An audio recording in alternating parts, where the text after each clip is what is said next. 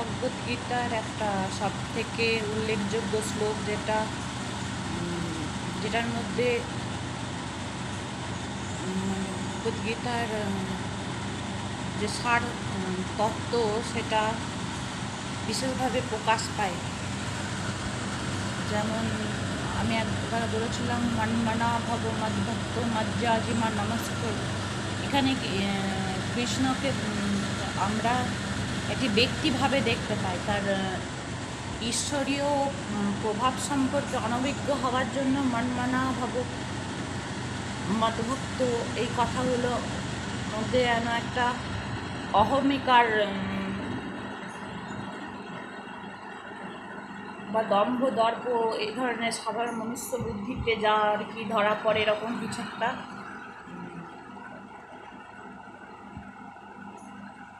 লাগে। মানুষের মনে একটা সন্দেহের সৃষ্টি হয় যে কৃষ্ণ ভগবদ্গীতা শেষই করার মানে যখন করছে সেই অষ্টাদশ অধ্যায়ে, আবার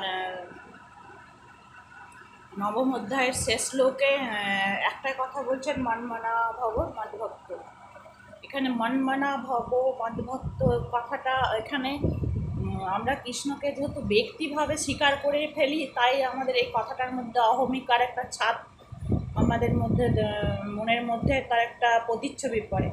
কিন্তু বাস্তবে কৃষ্ণকে যখন পরম বা কী বলবো কৃষ্ণের ঐশ্বরিক শক্তি সম্পর্কে জানবো, যখন কৃষ্ণ বিরাট রূপ দেখাচ্ছে অর্জুনকে, কৃষ্ণের বিরাট রূপের মধ্যে অসংখ্য পৃথিবী, অসংখ্য সূর্য গ্রহ নক্ষত্র, অসংখ্য বিশ্ব, অসংখ্য ব্রহ্মাণ্ড এসব আছে থাকা সত্ত্বে যখন তিনি সেই কৃষ্ণ যিনি পূর্ণরূপে ব্রহ্ম, অথচ অর্জুনের রথের সারথি হয়ে যখন বিরাট রূপ দেখিয়ে তার ঐশ্বর্যকে প্রকাশ করছেন, তখন আমরা তখন বুঝতে পারি যে কৃষ্ণ কেন বলছেন মন্মনা ভব মদ্ভক্ত।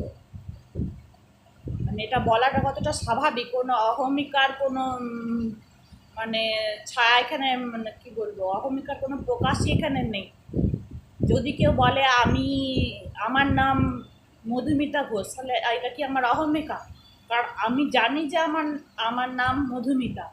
সেরকম কৃষ্ণ এখানে নিজেকে জানেন যে তিনি ঈশ্বর। তাহলে ঈশ্বর যখন আমি বলছে মন্মনা ভব মদ্ভক্ত, তখন অহমিকার প্রশ্নই আসছে না। তো যাই হোক, কৃষ্ণের এই সমস্ত যে কথাবার্তা অর্জুনের সঙ্গে যে চলছিল, তার মধ্যে কৃষ্ণ যে জ্ঞানের কথা, জ্ঞানকে সব থেকে শ্রেষ্ঠ বলেছেন। জ্ঞানের শ্রেষ্ঠতা তবেই সিদ্ধ হবে যদি সেটা যোগ বা ধ্যানের সাহায্যে সেই জ্ঞানটাকে ধারণ করা যায়। একে ধৃতি বলে।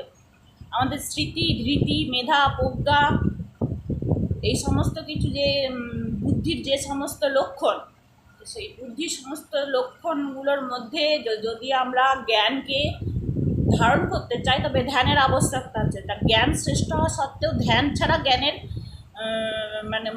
মানে পরম পর্যায়ে পৌঁছানো সম্ভব নয়। পরম পর্যায়ে পৌঁছানো বলতে কি বোঝায়? পরম পর্যায়ে বলতে বোঝায় যে কৃষ্ণের যে ঈশ্বর স্বভাব, সেই ঈশ্বর স্বভাব প্রাপ্ত হওয়া। কৃষ্ণের যে ঈশ্বরের যে সামর্থ্য, সেই সামর্থ্য জীবের প্রাপ্ত করা সম্ভব নয়, কিন্তু ঈশ্বরের স্বরূপ বা স্বভাব প্রাপ্ত করা সম্ভব। সেই জন্যই কৃষ্ণ আমি বলেছিলাম যে আমার একটা শ্লোক খুবই ভাল লাগে ভগবদ্গীতা, যেটা কৃষ্ণের সমস্ত কথার যেন সার কথা বলছে। वीतराग भय क्रोधा मन्मया मामुपाश्रिता बहव ज्ञान तपसा पूता मद्भाव मागता। वीतराग भय क्रोधा, রাগ ভয় ক্রোধ থেকে মুক্ত হয়ে, वीतराग भय क्रोधा मन्मया मामुपाश्रिता, আমাকে আশ্রয় করে, বহব জ্ঞান তপসা পূতা, বহু প্রকার জ্ঞানরূপ তপস্যার সাহায্যে, এখানে বহু প্রকার জ্ঞানরূপ তপস্যা, বহব জ্ঞান তপসা পূতা, জ্ঞান অর্জন করার যে পদ্ধতি, যে মানসিক বৌদ্ধিক যে প্রয়াস বা চেষ্টা, সেটা এক প্রকারের তপ। তো সেই বহব জ্ঞান তপসা পূতা, বহু প্রকার জ্ঞানরূপ তপস্যার সাহায্যে আমারই ভাব প্রাপ্ত হয়। বহব জ্ঞান তপসা পূতা মদ্ভাব মাগতা, আমার ভাবই প্রাপ্ত হয়। অর্থাৎ কৃষ্ণের যে ভাব, কৃষ্ণের যে স্বরূপ, যে ব্রহ্মস্বরূপ, যে ব্রহ্ম কি, এই ব্রহ্মাণ্ডের কার্য কারণ হেতু যা তাই ব্রহ্ম। কিন্তু ব্রহ্মাণ্ড কি, ব্রহ্মাণ্ড মায়িক প্রকাশ। ব্রহ্ম যখন তার মায়া শক্তিকে কার্যরূপে প্রকাশ করেন, তখন সেই ব্রহ্মাণ্ডরূপে ব্রহ্মাণ্ডরূপী ভ্রম সৃষ্টি করে। এই ব্রহ্ম থেকে যে ব্রহ্মাণ্ডের উৎপত্তি বা ব্রহ্মাণ্ড রূপে নিজেকে প্রকাশ করছে, এটার মধ্যে আবার রামানুজাচার্য যে একাদশ শতক 11th সেঞ্চুরির রামানুজাচার্য আর 8th সেঞ্চুরির যে শঙ্করাচার্যের মধ্যে যে দুটো বাদ, একটা বিশিষ্ট অদ্বৈতবাদ রামানুজাচার্যের আর অদ্বৈতবাদ শঙ্করাচার্যের, বলছে ব্রহ্মাণ্ডটা আসলে ব্রহ্মের বিবর্ত, মানে রজ্জুতে সর্পভ্রম, মানে কোনো একটা কোথাও দড়ি আছে, দড়িটাকে সাপ বলে মনে হচ্ছে, কিন্তু প্রশ্ন উঠছে আমার যখন দড়িটাকে সাপ বলে মনে হচ্ছে, আমার সাপের জ্ঞান থাকা দরকার। আবার দড়িটাকে সাপ মনে হচ্ছে, তখন আমার দড়িটার সম্পর্কে আমি অনভিজ্ঞ, আর সাপ সম্পর্কে অভিজ্ঞ। মানে প্রশ্ন হচ্ছে বিবর্তবাদ, তাহলে ব্রহ্ম ছাড়া ব্রহ্মাণ্ডের অস্তিত্ব অন্য, ব্রহ্মাণ্ড আর ব্রহ্ম এক অভেদ, এই কথাটার মধ্যে যেন একটা তর্ক তোলা যায়। সেটা রামানুজাচার্য বলছেন না, এটা পরিণামবাদ। ব্রহ্মাণ্ড ব্রহ্মের পরিণাম, মানে তিল থেকে তেল তৈরি হওয়ার মতো পরিণামবাদ।